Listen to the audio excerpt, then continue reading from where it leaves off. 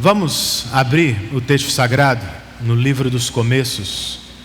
Se você não estava conosco no último domingo, nós voltamos à exposição de Gênesis. Retomamos aí a partir do capítulo 35, a volta de Jacó a Betel. E nesta manhã, nós vamos estudar o capítulo de número 36. Se você fez uma leitura prévia, você deve ter orado por mim. Certamente é um daqueles capítulos que nós lemos com muita velocidade, um daqueles capítulos que os pregadores pulam. O 37 é bem mais conhecido e mais empolgante. No entanto, irmãos, numa série expositiva, nós precisamos pregar todos os capítulos, a fim de que lembremos que todos eles são inspirados por Deus e, portanto, úteis para nos encorajar, nos ensinar e nos preparar, como disse Paulo a Timóteo, para toda boa obra. Por isso, então, nós não vamos saltar o capítulo 36 de Gênesis. Gênesis, capítulo de número 36. Ao prefaciar o livro A Vida de David Brainerd, Jonathan Edwards escreveu o seguinte: existem duas maneiras para representar e recomendar a verdadeira religião. Uma é mediante doutrina e preceito. A outra é por instância e exemplo. Deus levanta homens para nos ensinar sua palavra, diz Edwards, e também levanta homens e mulheres para nos dar bons exemplos de uma vida piedosa. Foi por isso então que Edwards editou e mais tarde publicou o diário da vida do jovem missionário David Brainerd. Foi por isso também que a irmã Laís Anglada escreveu sobre a história de seu esposo, pastor Paulo Anglada. Ainda bem no começo do livro ela revela: assumi esse encargo estimulada pela exortação bíblica de honrar homens como esses. E também, é claro, como fruto de admiração, amor e respeito por ele, como o desejo e a oração de que esse relato possa servir de edificação para todos aqueles que o leiam. Edwards e Laís, portanto, tinham o mesmo objetivo: nos encorajar por meio de bons exemplos de piedade. Em parte é o que Moisés quer como um mau exemplo quando chegamos ao capítulo 36. Ele espera que os santos aprendam com a história de Esaú, o irmão mais velho de Jacó. Para começar, irmãos, eu quero ler com vocês os versos 1 e 9 de Gênesis, capítulo 36. Verso 1 nos diz assim: esta é a história da família de Esaú, que é Edom. Verso 9: este é o registro da descendência de Esaú, pai dos edomitas nos montes de Seir. Vamos orar mais uma vez? Senhor, nós nos aproximamos de Tua palavra nesta manhã, crendo no que escreveu o autor aos Hebreus. De fato, a Tua palavra é viva e eficaz. É mais cortante do que espada de dois gumes, sendo capaz de dividir alma e espírito, juntas e medulas, e de perscrutar as intenções dos nossos corações. Espírito, nós te rogamos, tome-a em tuas mãos e opere em nossos corações, de modo tal que aprendamos aquilo que é tua vontade para nós e que tenhamos poder do alto para desejar e viver à altura daquilo que o Senhor espera. Nós estamos na total dependência de Ti, Espírito, e oramos assim em nome de Jesus. Amém.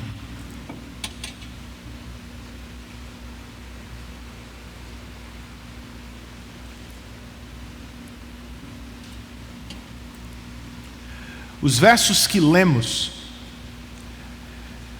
são marcadores literários, ou seja, eles marcam as duas principais divisões deste capítulo e também marcam as grandes divisões do livro de Gênesis.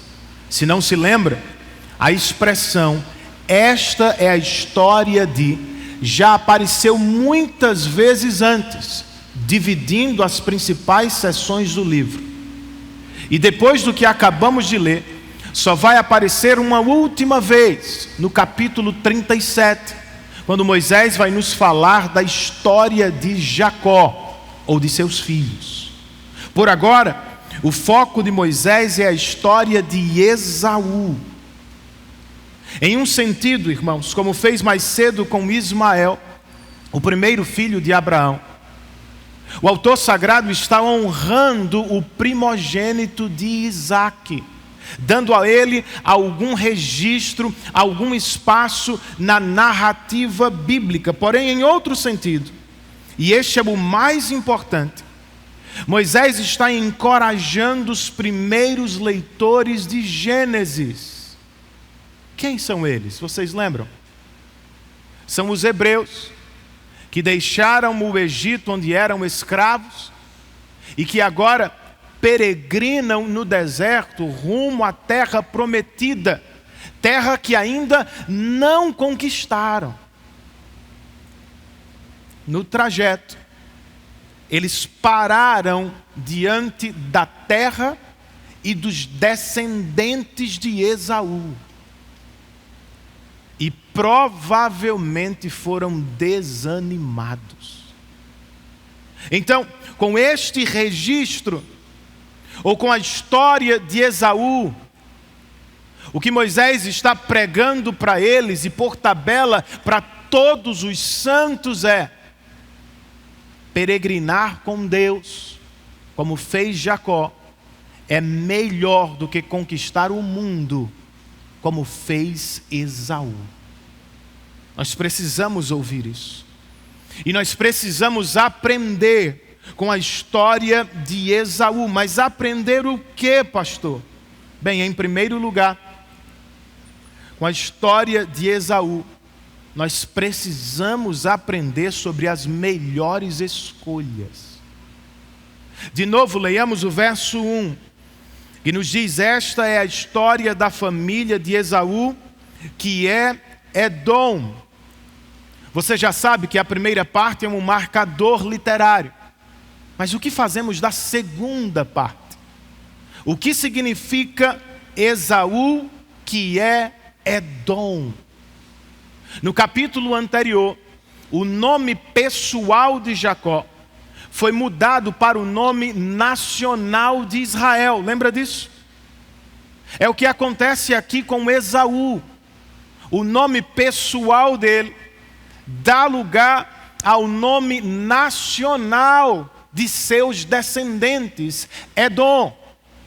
O que Moisés quer é o seguinte: a partir de agora, todas as vezes que encontrarmos a palavra Edom, ou edomitas no registro bíblico, que lembremos, são os descendentes de Esaú. Certo, Renan, mas quem foi mesmo Esaú? Como ficou conhecido? Esaú entrou para o registro bíblico como alguém que fez péssimas escolhas na vida. Algumas delas estão registradas aqui. Primeiro leiamos o que está entre os versos 2 e 5. Quando Moisés escreve: Esaú casou-se com mulheres de Canaã, com Ada, filha de Elon, o Hitita, e com Oholibama, filha de Aná e neta de Zibeão, o Heveu, e também com Basemate, filha de Ismael e irmã de Nebaiote. Ada deu a Esaú um filho chamado Elifaz, Basemate deu-lhe Reuel, e Oholibama deu-lhe Jeús, Jalão e Corá. Esses foram os filhos de Esaú que lhe nasceram em Canaã. Sobre os filhos de Esaú nós vamos ouvir na segunda parte do texto. Aqui o que merece destaque são seus casamentos.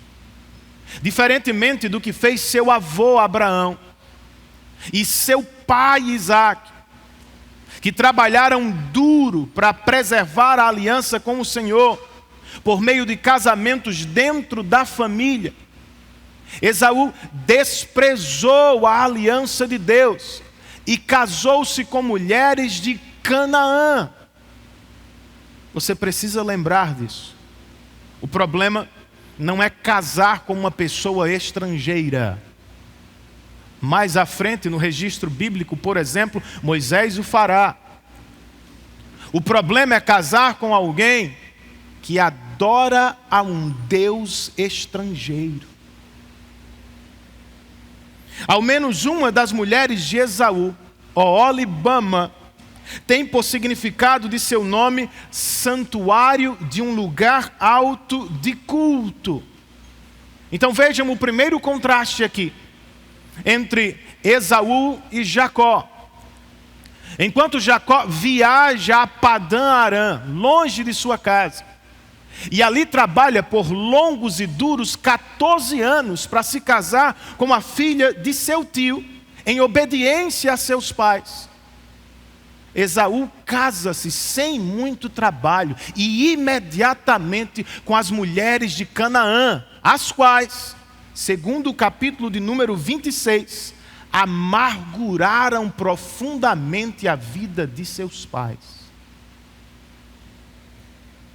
Infelizmente, essa não foi a única escolha errada de Esaú. Os versos 6, 7 e 8 registram: Esaú tomou suas mulheres, seus filhos e filhas, e todos os de sua casa, assim como os seus rebanhos, todos os outros animais e todos os bens que havia adquirido em Canaã, e foi para outra região, para longe do seu irmão Jacó. Os seus bens eram tantos que eles já não podiam morar juntos. A terra onde estavam vivendo não podia sustentá-los por causa dos seus rebanhos.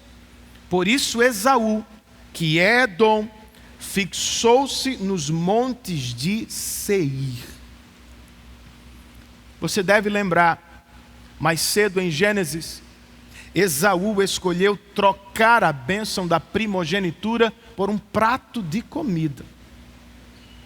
Escolheu se casar com mulheres estrangeiras, como acabamos de ouvir, e assim entristeceu profundamente a seus pais. E agora, ele escolhe se afastar de seu irmão e deixar a terra prometida.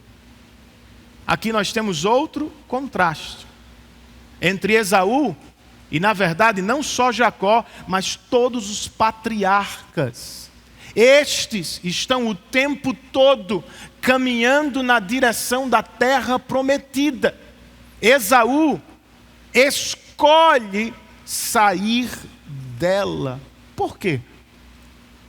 De acordo com o que lemos, foi uma avaliação de estratégia econômica. Na avaliação de Esaú, a terra não podia sustentar duas grandes famílias. Será que não, queridos? Na verdade, diferentemente dos patriarcas, o que Esaú não tem é fé.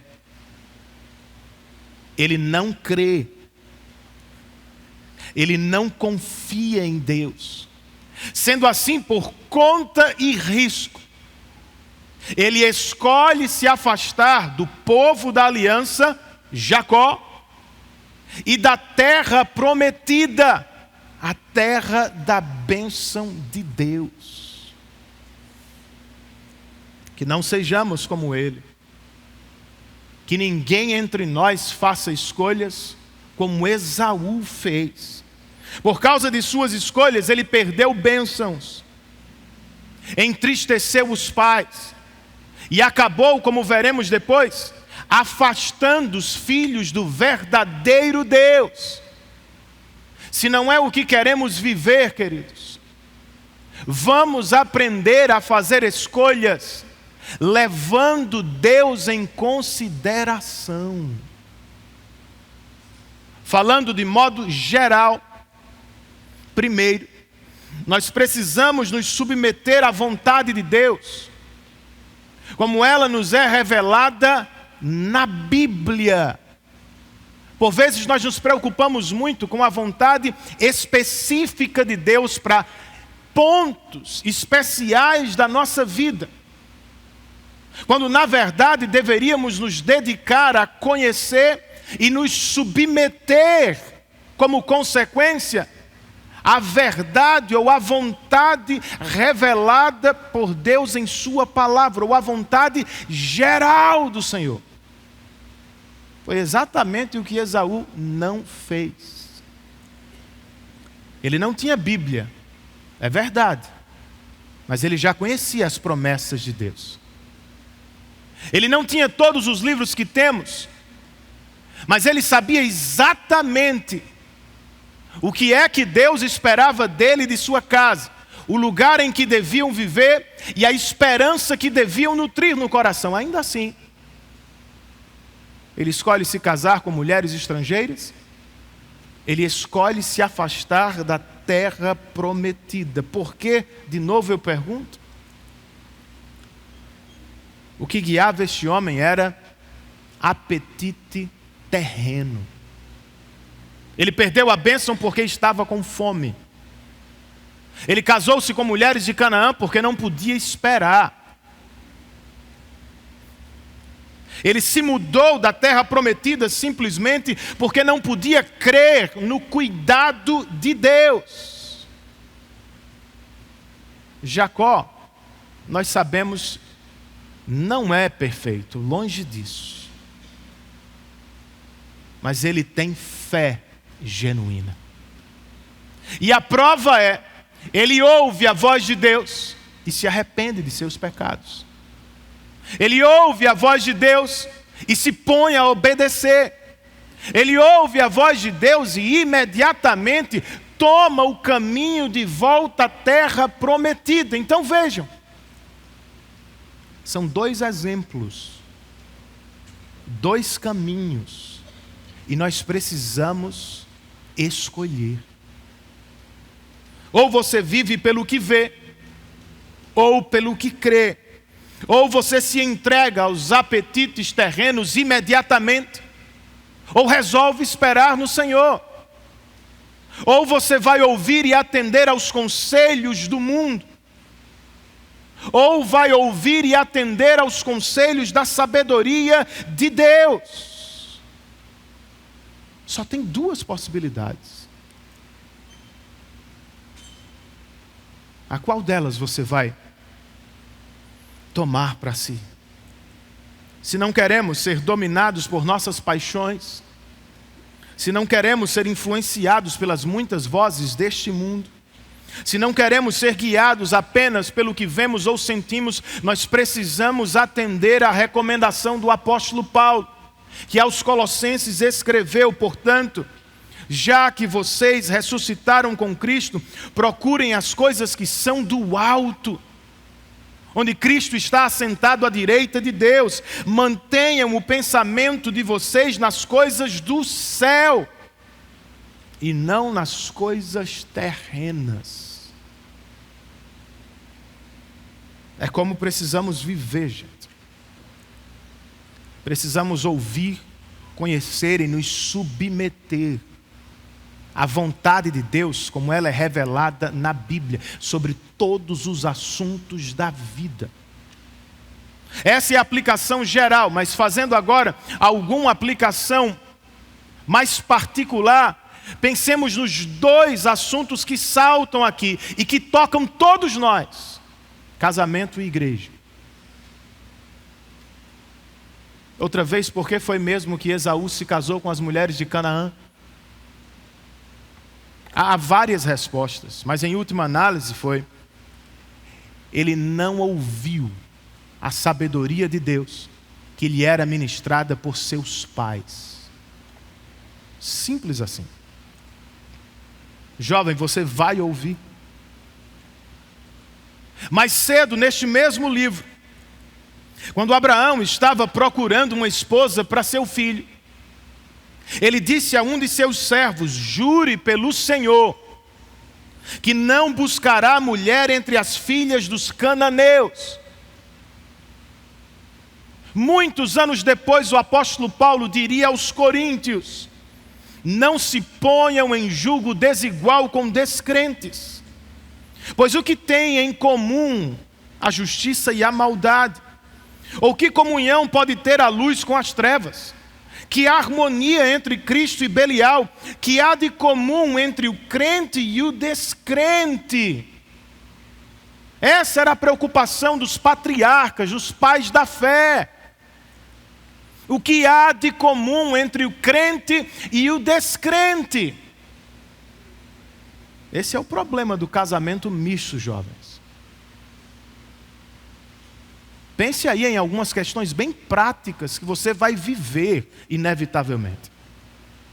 Se casar com um não cristão, como é que será o seu domingo? Você poderá cultuar? Ele virá com você? Ou será que ela terá uma outra programação que julgará mais importante do que o culto? É natural que não crentes pensem assim. E seus filhos? Quais serão os princípios que os nortearão na vida? Os que você aprendeu com a palavra? Ou os que o seu cônjuge não cristão aprendeu com sua tradição? Quais valores vão abraçar? A que Deus vão adorar? Ao Deus que você adora ou aos muitos deuses que um não cristão adora?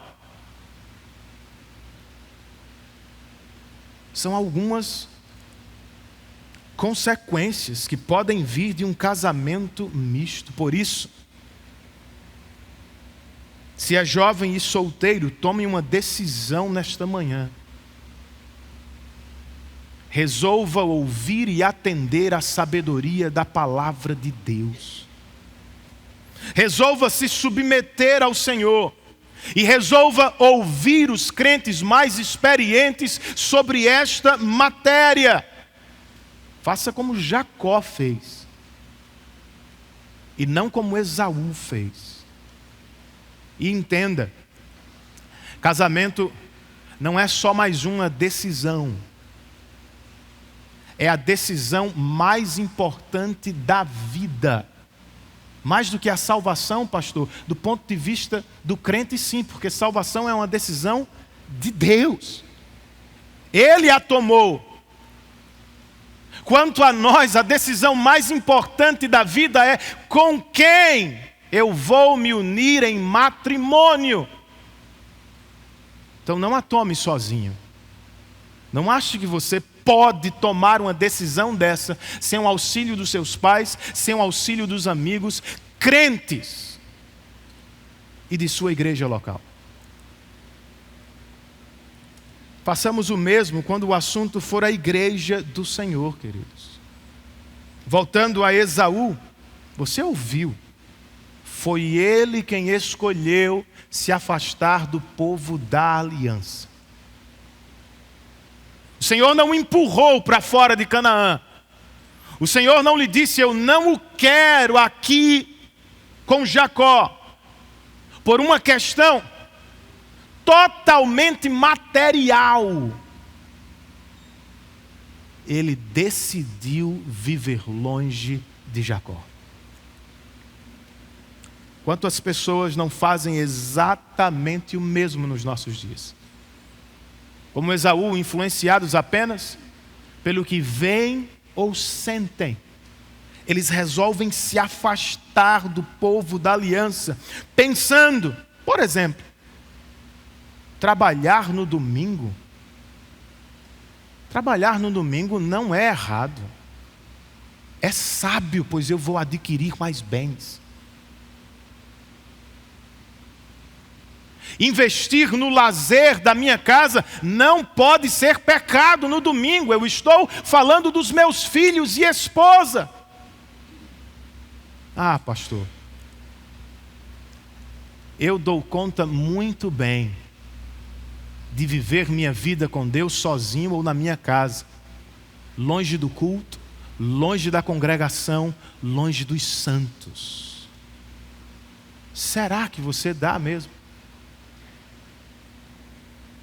Irmãos queridos, quando Deus nos pediu um dia por semana, e Ele o fez, viu? Não foi porque queria nos punir. Pense, de 7 Ele só pediu um. Não, a intenção do Senhor era nos abençoar com um encontro especial com Ele mesmo e com seu povo. Quando nos deu um povo com quem viver, Ele não estava pensando em nos privar de muitas coisas na vida. Deus estava pensando em nos proteger de muitas coisas perigosas neste mundo. Então, por favor, pelo bem da sua alma e da sua casa, não despreze o povo da aliança. Não venha esporadicamente. Não mantenha um relacionamento conosco superficial. Integre-se ao corpo de Cristo que aqui se reúne. Procure um pequeno grupo mais perto da sua casa e decida, pela saúde espiritual do seu coração e da sua família, decida viver perto dos santos em muitos momentos da vida. Deus nos encoraja por meio deles. Deus nos ensina por meio deles. Deus nos exorta por meio deles. Deus nos protege por meio dos irmãos que estão próximos a nós. Por isso também não podemos negligenciar o dia do Senhor, queridos. Nós não ficaremos mais pobres porque não estamos trabalhando no domingo. Do ponto de vista da eternidade, estamos ficando mais ricos no Senhor. Nós não ficaremos mais tristes porque não estamos investindo no lazer e no conforto da nossa casa. Do ponto de vista da Bíblia, nós estamos ficando mais santos e mais felizes no Senhor. E à medida que priorizamos este dia, o culto a Deus, vamos ensinando aos nossos filhos: fora de Cristo não há alegria verdadeira. Pense sobre isso e faça melhores escolhas para a glória de Deus e para a alegria da sua alma e de sua família. Já aprendemos com essa história um pouco sobre escolhas, e agora, em segundo e último lugar, se você se anima com isso, um sermão de 2 pontos, nós podemos aprender sobre o verdadeiro sucesso.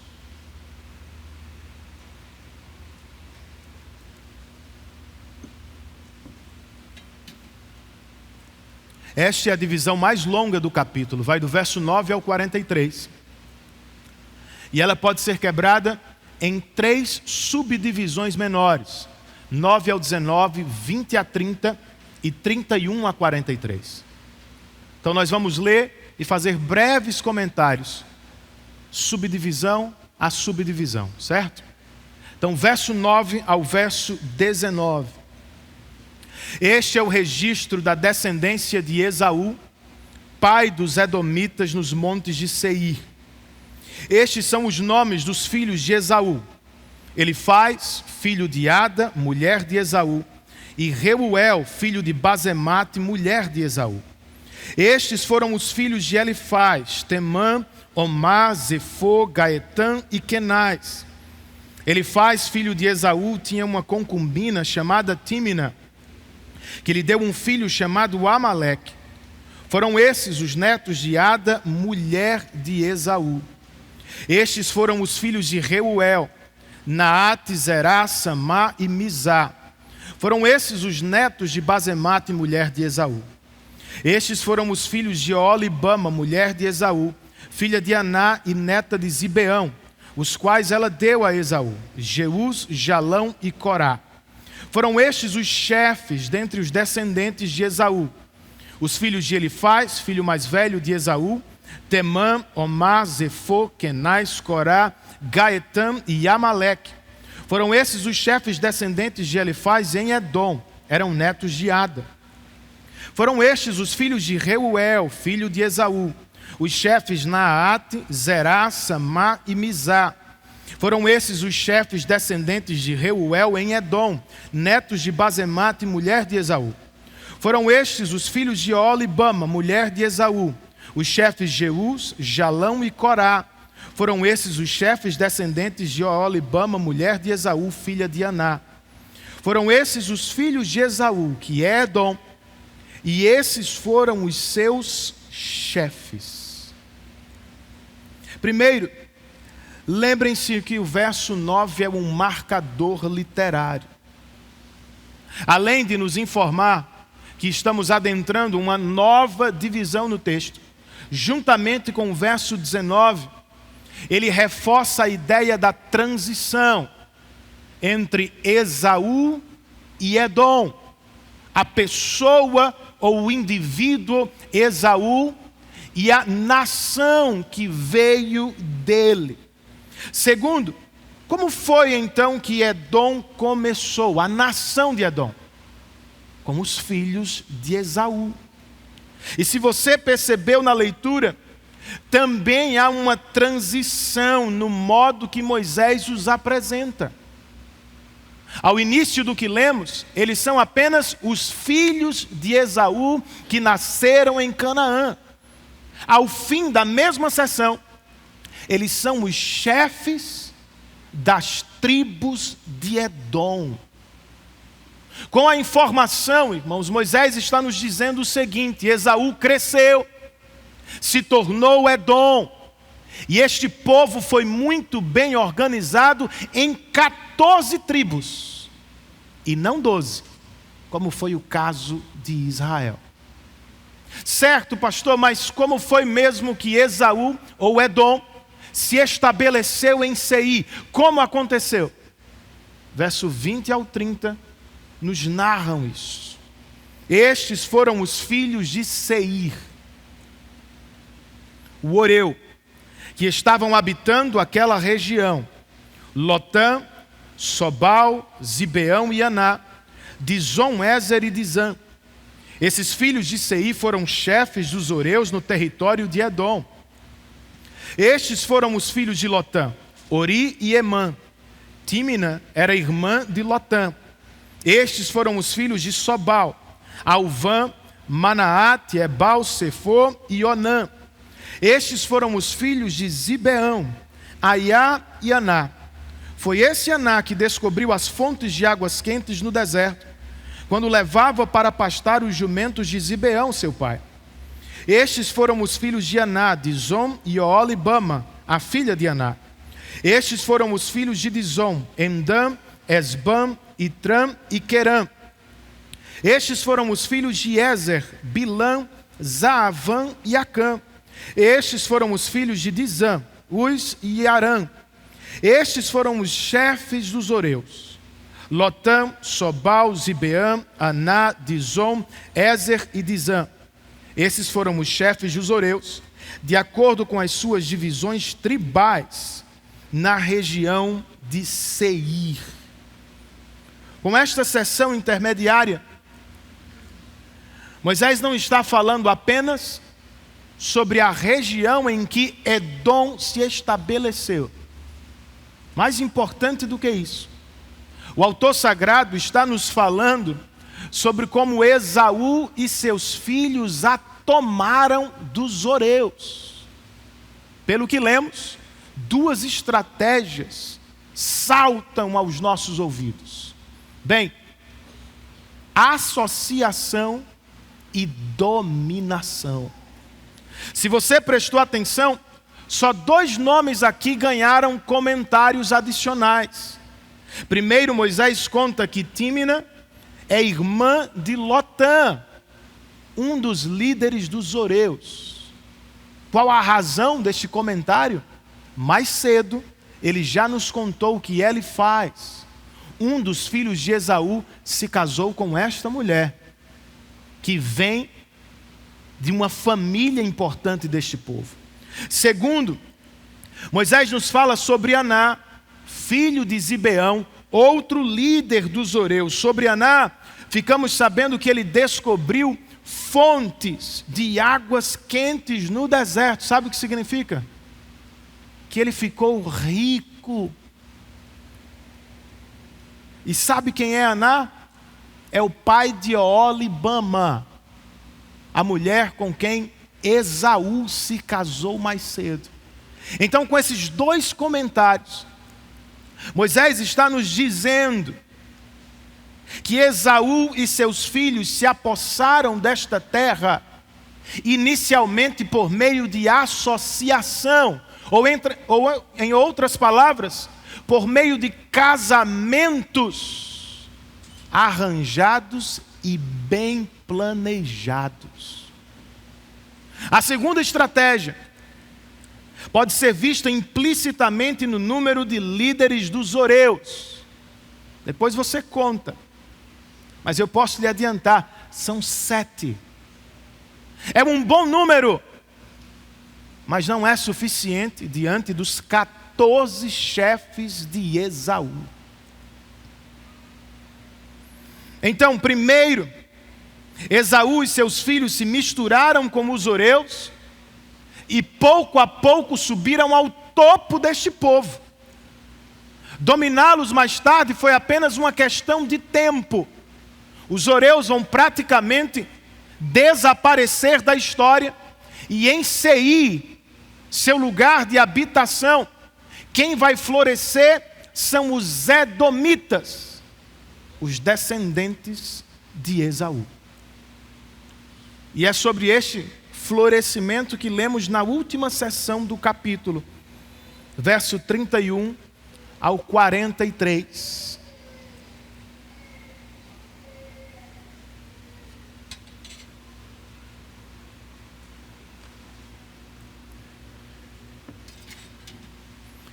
Moisés escreve: estes foram os reis que reinaram no território de Edom, antes de haver reis entre os israelitas. Belá, filho de Beó, reinou em Edom. Sua cidade chamava-se Dinabá. Quando Belá morreu, foi sucedido por Jobabe, filho de Zerá, de Bosra. Jobabe morreu e Uzã, da terra dos Temanitas, foi o seu sucessor. Uzã morreu e Hadade, filho de Bedade, que tinha derrotado os midianitas na terra de Moabe, foi o seu sucessor. Sua cidade chamava-se Avite.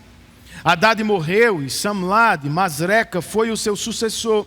Samlá morreu e Saul de Reobote, próximo ao Eufrates, foi o seu sucessor. Saul morreu e Baal-Anã, filho de Aquibor, foi o seu sucessor. Baal-Anã, filho de Aquibor, morreu e Hadade foi o seu sucessor. Sua cidade chamava-se Paú e o nome de sua mulher era Meetabel, filha de Matred, neta de Mezaabe. Estes foram os chefes descendentes de Esaú, conforme os seus nomes, clãs e regiões: Tímina, Alva, Getete, Oholibama, Elá, Pinom, Kenaz, Temá, Mibzá, Magdiel e Irã. Foram esses os chefes de Edom. Cada um deles fixou-se numa região da terra que ocuparam. Os edomitas eram descendentes de Esaú. Essa longa sessão está aqui para nos mostrar o sucesso deste homem. Mais cedo, Moisés já nos disse que Esaú e seus filhos conquistaram a terra de Seir e que seus filhos se tornaram poderosos líderes políticos de Edom. Agora o autor sagrado nos diz que dos filhos de Esaú surgiram 8 reis poderosos. O primeiro, Hadade, mencionado, por exemplo, venceu os midianitas. O segundo, Hadade, mencionado, casou-se com uma mulher extremamente influente, pelo que percebemos aqui na menção de seu nome. Tudo isso aconteceu enquanto, como você ouviu, isso é importante. Israel nem rei sequer tinha. Mais do que isso, enquanto os filhos de Esaú já haviam se fixado em Seir, é o que lemos no último verso deste capítulo, Jacó ainda era um peregrino em Canaã, como vamos ler no primeiro versículo do capítulo 37. Outra vez, irmãos, é uma comparação. Do ponto de vista humano e imediato, Esaú é mesmo um homem de muito sucesso. Mas que ninguém se esqueça da mensagem de Moisés. Peregrinar com Deus, como Jacó fez, é melhor do que conquistar o mundo, como Esaú fez. Você realmente acredita no que está ouvindo? Se sim, pense no legado que vai deixar. Segundo o capítulo de número 27, Esaú foi um caçador poderoso. E de acordo com o que lemos neste capítulo, ele foi um homem de visão empreendedora. Por causa do muito trabalho e dos longos anos de perseverança nisso, ele deixou um reino para os filhos e para os netos. E alguém pode estar dizendo, pastor, que legado maravilhoso. Talvez, do ponto de vista humano.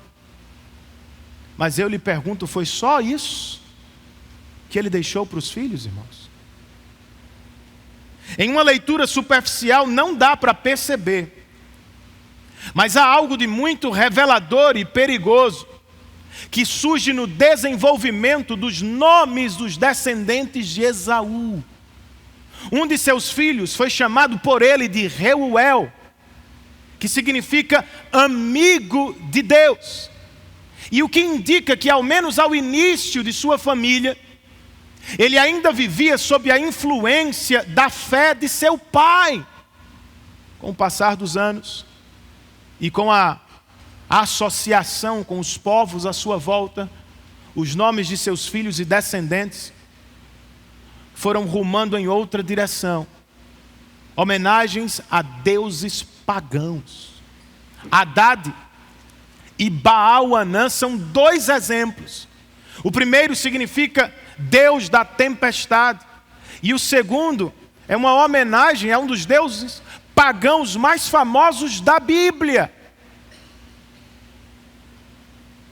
Tudo isso para dizer que, embora Esaú tenha sido um homem de notável sucesso material, preste atenção nisso, o nome de Deus praticamente desapareceu do meio de sua família. Isso é legado mesmo. E quanto ao nosso, irmãos, quando a nossa hora de partir chegar, o que deixaremos para os filhos e netos? Até certo ponto é justo, é bom que eles se lembrem do nosso trabalho, do nosso caráter, dos nossos feitos, mas tenha em mente, nada disso vai levá-los para o céu. Nada disso vai torná-los filhos de Deus. Nada disso vai transformá-los em herdeiro do reino de Jesus. Riqueza material e nome na história humana podem significar muito pouco à luz da eternidade. Por isso, diferentemente de Esaú, não se ocupe apenas com trabalho e dinheiro, com história e poder. Preocupe-se e ocupe-se com o trabalho mais importante que você recebeu dele. Qual é, pastor? Fazer o evangelho avançar, de geração a geração, por meio de uma vida piedosa e através dos ensinos e exemplos que damos aos filhos e aos netos. É o que lemos no Salmo 78, por exemplo. O salmista escreve: nós não os esconderemos dos nossos filhos, Contaremos à próxima geração sobre os louváveis feitos do Senhor, sobre o seu poder e acerca das maravilhas que ele fez. Ele decretou estatutos para Jacó, e em Israel estabeleceu a lei, e ordenou aos nossos antepassados que a ensinassem aos seus filhos, de modo que a geração seguinte a conhecesse, e também os filhos que ainda nasceriam, e eles, por sua vez, contassem aos seus próprios filhos.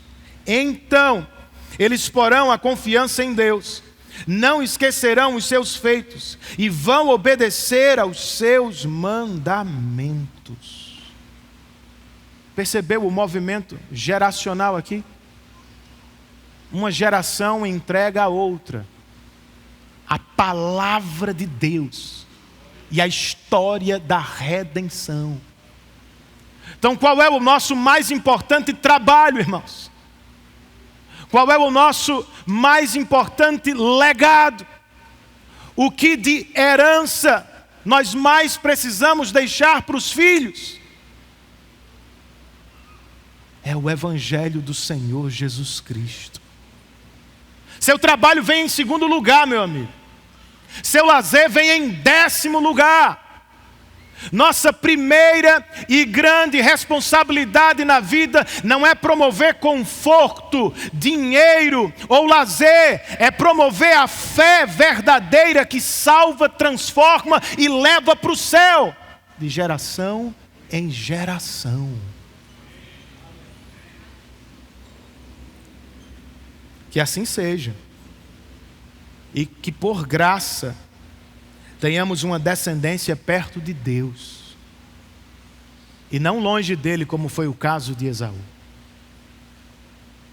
Outro grande ensinamento que salta desta segunda metade de Gênesis 36 está no perigo de se invejar os ímpios. De novo, talvez esta tenha sido a maior motivação para a escrita deste capítulo. Quem são os primeiros leitores? Os peregrinos, que eram até outro dia escravos do Egito, que passavam adversidades no deserto e que ainda não tinham a terra prometida por posse. Ao caminho, eles passam por Edom, que inclusive não lhes deu permissão para entrar, tiveram que dar a volta. Seus primos. E é apenas natural para mim que alguns dos peregrinos tenham pensado o seguinte: bem, quem foi mesmo o filho abençoado de Isaac? Jacó ou Esaú? Não me diga você que nunca pensou a mesma coisa,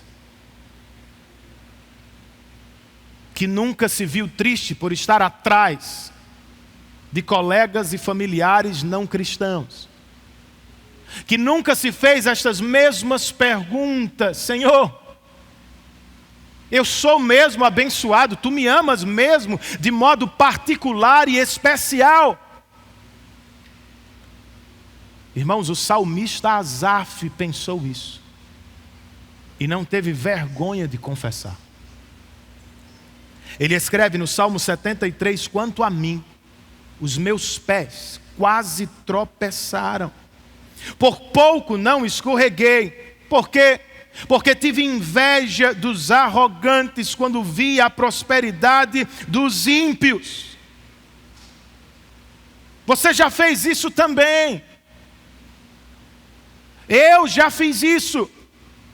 Nós fazemos isso especialmente em tempos de privação e provação, como era o caso dos peregrinos no deserto.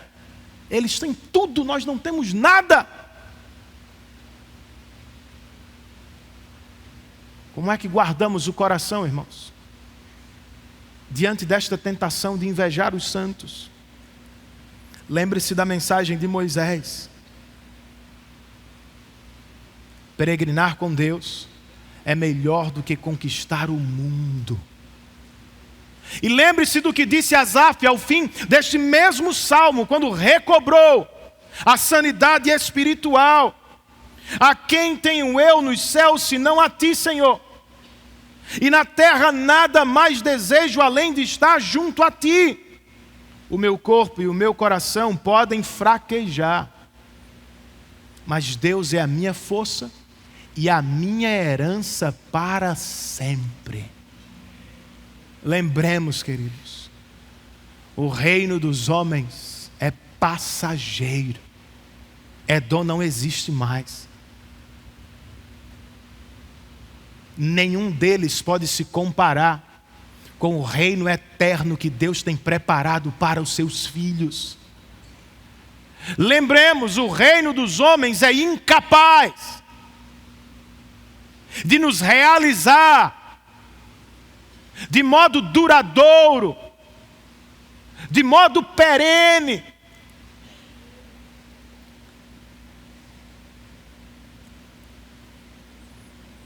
Contudo, como canta Asaf, como experimentaram os patriarcas e os peregrinos, seja qual for a circunstância da vida, em Canaã ou no deserto, Deus é sempre a nossa herança. E a melhor experiência da vida é estar junto a Ele. A verdade, porém, é que nem sempre vivemos como Asaf ou Jacó. Por vezes nos parecemos muito mais com Esaú. Desprezamos a sabedoria de Deus. Tomamos decisões tendo por base apenas o que vemos ou sentimos. Não nos preocupamos com o legado espiritual que deveríamos deixar. E vivemos praticamente como se fôssemos reis e rainhas do nosso reino particular. Qual é o resultado? Você já viu inúmeras vezes. Nos filmes, nos livros, nas séries e quem sabe na própria vida. Pessoas matam e morrem por seus reinos. Se afastam e afastam os seus do único e verdadeiro Deus. Será que é como você tem vivido? Buscando o mundo, construindo o seu reino e longe de Deus? Será que tem sentido na pele o preço de se viver assim, como Esaú, longe do Senhor? Seja você um crente que se esqueceu da aliança, seja você um não crente que está amargando as consequências de uma vida longe de Deus. O que você mais precisa nesta manhã é o que todos nós precisamos: conhecer a Cristo e nos submeter ao senhorio e ao cuidado dele. Jesus pode ajudá-lo ao longo desta vida, nos problemas e situações nas quais você mesmo se colocou, e mais importante ainda, Ele pode salvá-lo da ira vindoura que está por vir. Como é que eu sei disso? E como é que você pode confiar nisso? Em Lucas 23, nós temos um herdeiro de Esaú, frente a frente com um herdeiro de Jacó. Eu me refiro ao rei Herodes e o rei Jesus. Sabia disso? E na ocasião, como foi o caso para os peregrinos no deserto, quem dava as cartas, quem mandava, quem era poderoso, era o descendente de Esaú. Por isso ele fez pouco de Cristo, ridicularizou, zombou e colocou sobre ele um manto real, tirando onda. Mas a verdade mesmo, irmãos, é que o rei era Cristo e não ele. Se desse uma ordem aos anjos, a situação seria mudada em um segundo. Por uma palavra, como acalmou a tempestade no mar da Galileia, ele poderia ter fulminado aquele rei arrogante. Mas ele não o fez. Por que não? Porque, de acordo com o autor de Hebreus, Jesus sofreu a vergonha, a humilhação e a dor da crucificação, porque queria levar muitos filhos de volta ao Pai. Diferentemente dos reis humanos, sejam eles israelitas, edomitas, babilônios, brasileiros, norte-americanos, Jesus não estava no jogo pensando apenas em si, no próprio prazer, no próprio poder, nas facilidades da vida, não. Como ele mesmo disse, Marcos registrou, Jesus não veio para ser servido. Jesus veio para servir e dar a sua vida como resgate pela vida de muitos. Se você é um destes, a quem Cristo resgatou na cruz do Calvário por alto preço, venha a Ele hoje. Pela primeira vez, ou pela 10ª vez, venha a Cristo. E por mais que o mundo inteiro seja muito mais como Esaú, resolva viver como os patriarcas da nossa fé. Entenda esta palavra. Aposte toda a sua vida em Cristo. E renda-se por inteiro a Ele e ao seu serviço. Na sua casa, nesta igreja local e no mundo. Se assim fizermos, irmãos, ao menos para alguns, deixaremos um legado espiritual que Deus abençoando terá reverberações eternas. E se Deus tiver predeterminado, quem sabe os nossos pequenos atos de fé, obediência e adoração serão usados por Ele para encorajar a vida de muitos outros santos.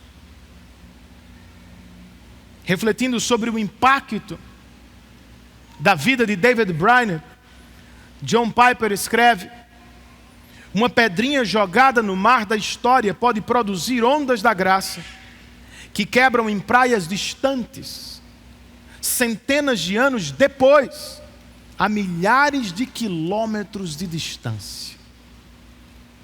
Foi o que de fato aconteceu. Não sei se você sabe, para além da Bíblia, o diário de David Brainerd foi o livro que Deus mais usou um século depois para motivar os grandes missionários a espalhar o evangelho nos 4 cantos da terra. Por quê? Brainerd foi um homem destemido, determinado como Esaú. Construiu um reino para si, seus filhos foram poderosos na terra, o contrário. Brainerd morreu com 29 anos, sem ter casado, sem ter filhos.